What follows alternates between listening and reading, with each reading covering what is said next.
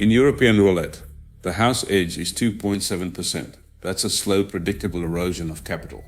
It's the cost of doing business. With 10 units betting 1 unit per spin, the math says you should last 370 spins on average. Over half of players should still be alive at spin 100. A fair game should produce survivors, but the data shows a different story. A systematic early extinction.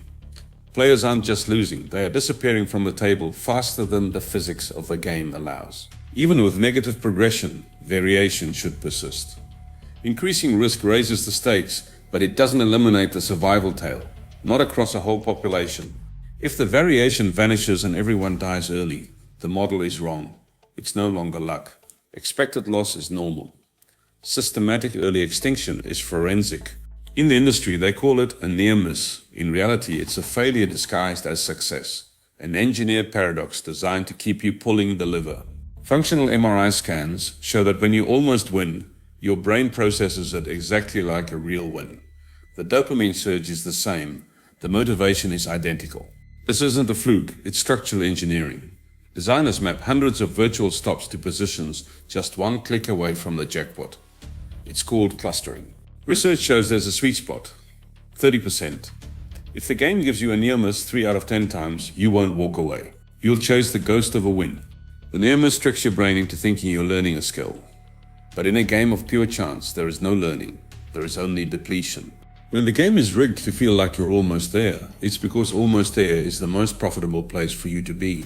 Almost winning is the ultimate loss. In this industry, volatility isn't just a risk profile.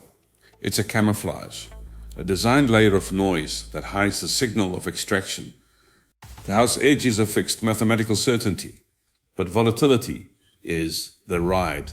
It's the variance that makes the predictable look unpredictable. High volatility games are built with long tails, massive wins for a tiny few, while the rest are wiped out faster than they can perceive the edge.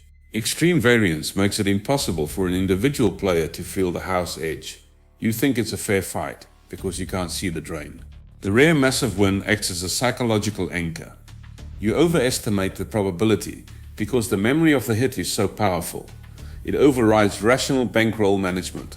When luck looks this random, extraction is easy to hide. In a mask of volatility, the house always wins, silently. Unpredictability is the perfect disguise. In a fair game, a loss sounds like silence. But in this industry, they've engineered a way to make losing sound exactly like winning. It's called an LBW, a loss disguised as a win. You bet $1, you get back 40 cents, and the machine celebrates, the lights flash, the music ascends, your bankroll is dying, but your brain thinks it's thriving. Research shows that when the sound is on, players consistently overestimate their wins. Celebration cues trigger a dopamine surge that masks the financial reality of the drain. The sound is a conditioned reinforcer. It bypasses your rational mind and speaks directly to your reward system. It's not music, it's behavioral modification. Audio engineers use bright, major chords and ascending melodies to signal joy. This sonic sizzle creates a vivid memory of a win that never actually happened. When failure sounds this good, you'll never want to stop. In the audio illusion, the industry wins by keeping you in a state of celebratory depletion. Celebration is the ultimate distraction. Forget the psychology, forget the masks. To find the truth, you have to look at the gears. The industry claims randomness, but the survival curves tell a different story. Under the published house edge, a 10-unit bankroll betting 1 unit per spin should last 370 spins on average. That is the fair mathematical baseline. But modern games use an adaptive layer. It's a secondary logic engine that sits between the random bits and your screen. Its only job is yield management, ensuring extraction stays on target. They pass audits because the total payout stays within a bounded range.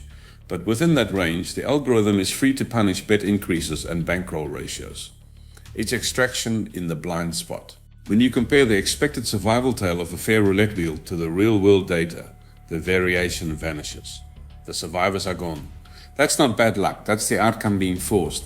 In this industry, randomness isn't the mechanic, it's the product they sell you. The reality is the extraction algorithm, and the data doesn't lie. After 26 investigations, the verdict is absolute. Modern roulette is no longer a game of chance. It is a systematic process of financial extraction. We have confirmed the total deviation from published mathematics. The survival curves don't just decline, they collapse. The natural variation of the game has been suppressed.